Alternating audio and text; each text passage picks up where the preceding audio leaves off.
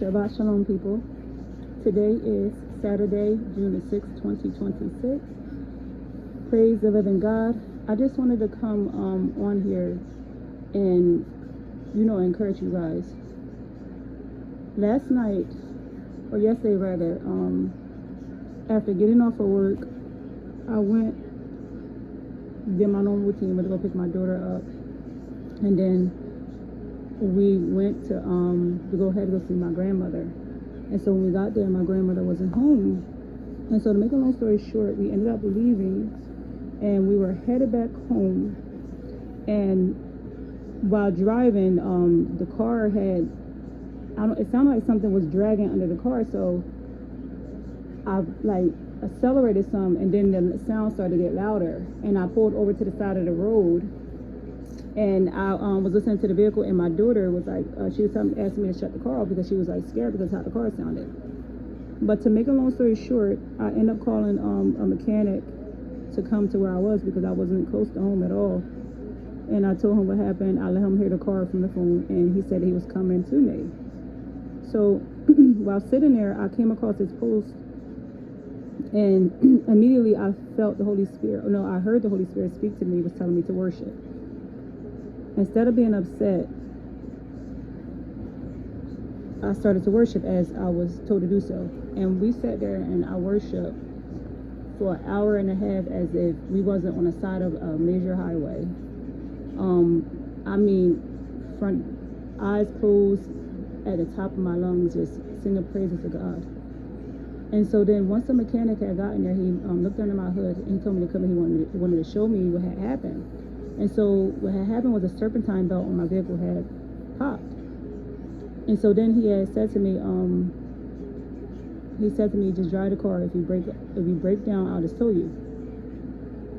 And so I started the car, and the sound from the serpentine belt being broke, it was really, really loud. And so I pulled over on the side of him, and I said, go. He said, yes, go. And I just went, and I kept going. And immediately I heard the Lord speak to me again. And he was saying to me, so he dropped in my spirit that that's exactly how we should be with him. I had confidence knowing that this mechanic was right behind me. He told me to go, and so I didn't ask no questions. I went because I knew he had my back. I knew he was going to tow me because he said so. And so shall it be that every word that proceeds out of the mouth of God, it shall not return void. If he told you to do it, you move on it. Knowing that Jesus Christ backed you, heaven backs you. Greater is he that is in you than he that's in this world.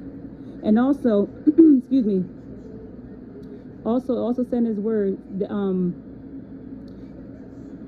for the revelation awaits an appointed time, it speaks of the end and will not prove false. Though it linger, wait for it. It will certainly come and will not delay. That's in Habakkuk 2 and 3. And also in Romans 5 and 6, you see at just the right time when we were still powerless, Christ died for the ungodly.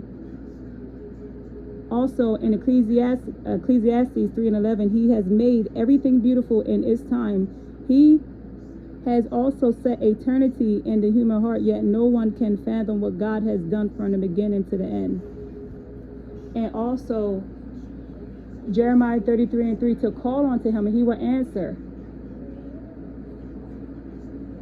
Remember, God promised that he would never leave us nor forsake us. The same way that I was with that mechanic is the same way we should be when God tells us to do something. We don't just not do it. We don't let fear overcome us. The Lord did not give us a spirit of fear, but a power, love, and a sound mind. And so the same way I was with the mechanic, so we got to be. When God said move, you move. When he give you the green light, he said go, you go. You run and don't ask no questions, knowing that he backs you. He's going to be right there. He's going to pick you up if you fall. God is so good, and I hope this blesses somebody. Y'all have a blessed Saturday. Shabbat Shalom again.